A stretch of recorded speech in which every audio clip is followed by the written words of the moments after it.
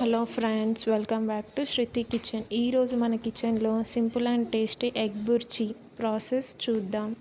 On చేసి ప్యాన్లోకి 3 table spoons oil వేయండి.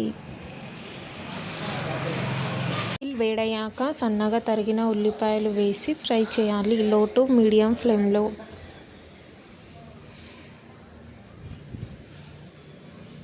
ఒక 2 నిమిషాలు కవర్ చేసి కుక్ చేయాలి. కాస్త ఫ్రై అయ్యాక 2 పచ్చిమిర్చి ముక్కలు, 2 రెమ్మల కరివేపాకు వేసి ఫ్రై చేయండి.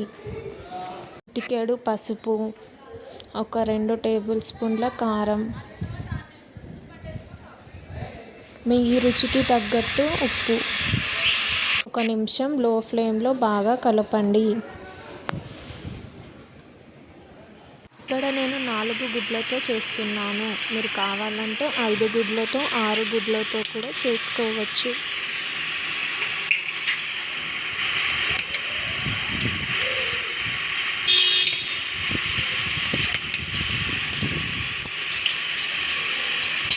లో ఫ్లేమ్లో కుక్ చేయండి. ఒకసారి బాగా కలపండి.